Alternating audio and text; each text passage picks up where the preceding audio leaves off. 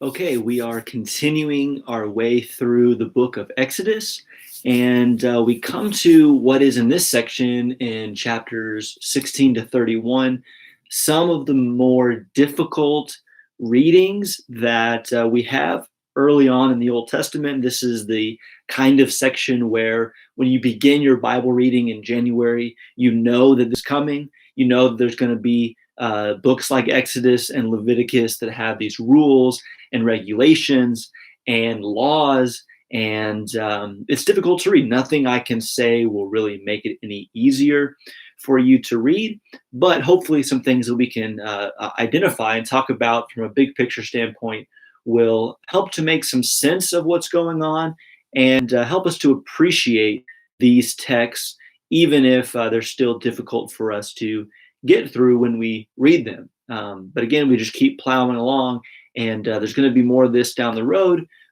So we just got to take it one day and 1 week at a time. I think we mentioned last week that Exodus is really about two things, the book of Exodus, and that is getting to Mount Sinai and all the events that transpired to get the people of Israel out of Egypt and to Mount Sinai, where God will meet them.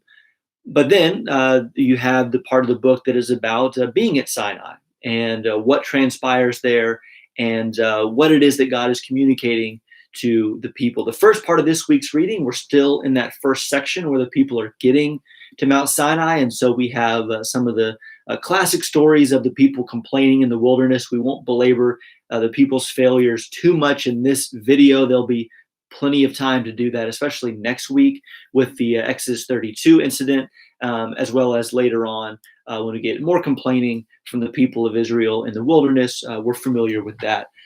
We have the defeat of the Amalekites. We have the advice of Moses' father-in-law, Jethro. But by the time we get to chapter 19, they are at Mount Sinai, and God is preparing the people to meet him face to face. And this is obviously a very serious moment and a very sobering moment that the people are supposed to take seriously and prepare for by consecrating themselves before the Lord. Two things are really communicated here at Mount Sinai, at least two things that Exodus is focusing on, and really the second, more so even maybe the first. The first is the laws, and the foundation of the law of Moses, as we call it, is, of course, the Ten Commandments, and that's found in chapter 20. But notice in the Ten Commandments how there's basically two parts. And this is reminiscent of something that Jesus will talk about in the Gospels, and that is that if you break the Ten Commandments down into kind of its basic points, it is to love God with all your heart, to love him exclusively, and to love other people, to not harm them, to not commit adultery, to be faithful to other people, to be kind to other people, all that sort of thing. And in the middle of this, of course, is the remember what it is that he has done. But basically two things, as Jesus said, to love God and to love your neighbor. And the next couple chapters, where we do have some of these laws enumerated to us, are to the people. And there's the weird things about an ox goring neighbor, and you have to determine whether the ox has a history of goring. You know, take the ox's reputation into account when determining what to do. And most of this is about restitution. It's about fairness and justice and paying back what is owed if you cause damage or you do damage to somebody else. If you take a life, your life is taken. Eye for eye, tooth for tooth. Again, this is not so much about revenge because this is in the law. This is for society to implement. It's about fairness, really. And so I think all of those sorts of things you can put into the category of loving your neighbor, treating other people the way that you want to be treated, and trying to ingrain that in the people. And there's even some interesting laws in this section about helping out someone that you don't like, an enemy. If your enemy is in a crisis, helping them. If someone you hate has a burden, to assist them with that burden. So there is clearly a love your neighbor aspect to the law of Moses.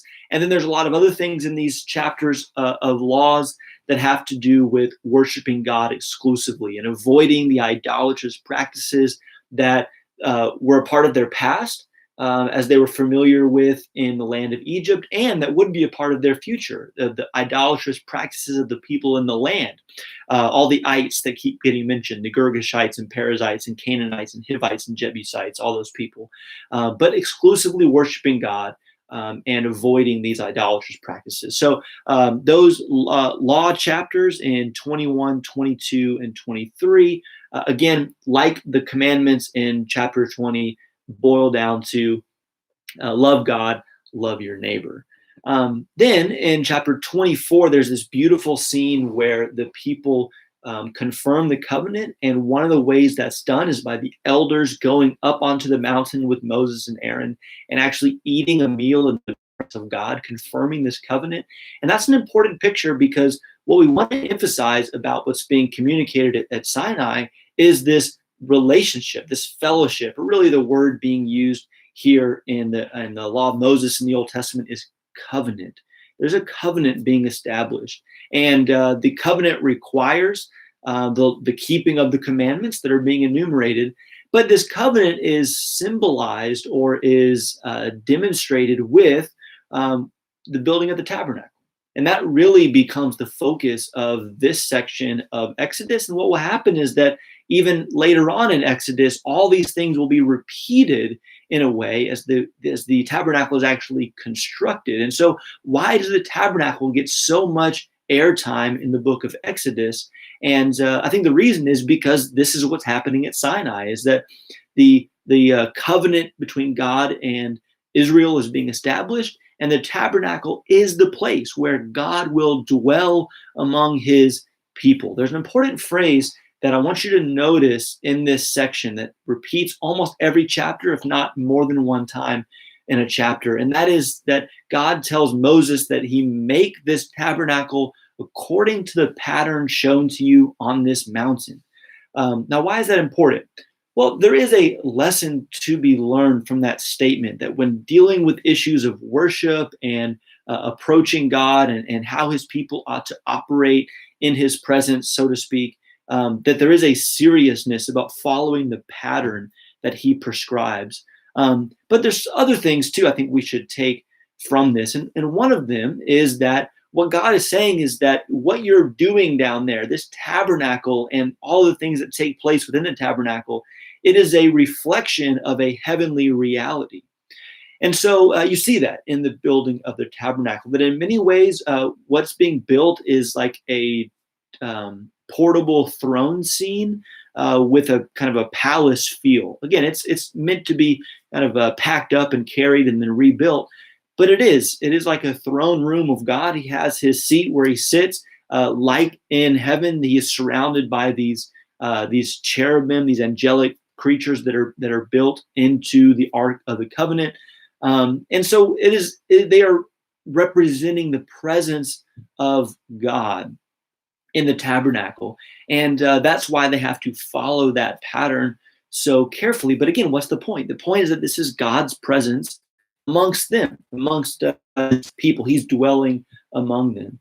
And the other connection along these lines is that there's a lot of, or a fair amount of imagery that brings us back to the beginning of the book of Genesis in the tabernacle and the constructing of the tabernacle. I think more so that is evident in the building of the temple that we'll get to later on in the Old Testament. But I think even with the tabernacle, you see images like light that dominate.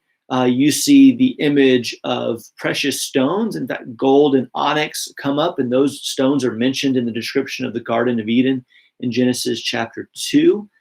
You have fruit and flower imagery in the tabernacle, which reminds us of the garden. But again, the overall point is reflective of the Garden of Eden, which is that God is dwelling with his people. And so we have a vision of the throne room of God being depicted in the tabernacle.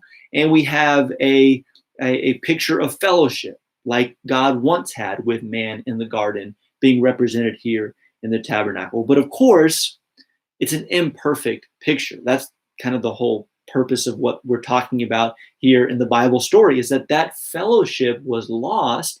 And so the covenant with Israel is a way to regain that fellowship. that God desires with man.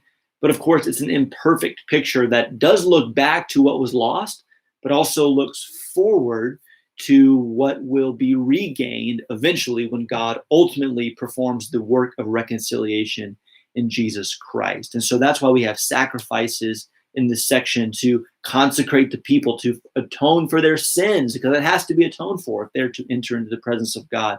It's why we have priests. In the book of Genesis, many have pointed out that Adam is somewhat like a priest in the garden, kind of that he accesses the presence of God. But now we have a class of people, the priests, because there is that barrier. They have to go between between Israel and God. But it kind of put a stamp on all of this. And it's fitting, I think, that the last paragraph of this week's reading is another admonition about the Sabbath day. You can make the case that the book of Exodus, the law of Moses, just really centers on the keeping of the Sabbath.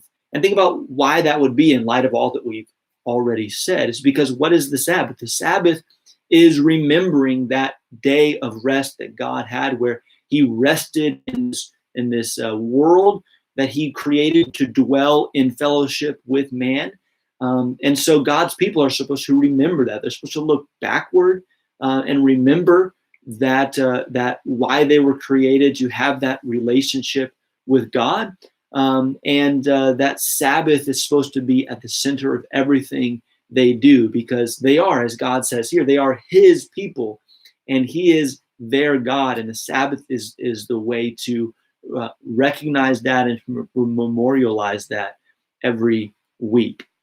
And so that's where we get to up to this point. Now, as we said, chapter 32, things take a bad turn, but we'll talk about that next week. But for now, in the midst of the difficulty of the measurements of the curtains and the rods and the panels and the gold and the everything and the description of the tabernacle and then the weeds of the laws about not boiling a young goat in his mother's milk, let's try to remember the purpose of what's going on at Sinai, this establishing of the covenant between God and man.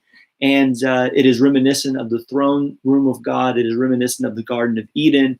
It is imperfect, but there is this fellowship that's being created between God and Israel, and they must live up to the expectations of that covenant by loving him exclusively and loving their neighbor as themselves. And that maybe makes some sense of what's going on here in the book of Exodus chapter 16 to 31.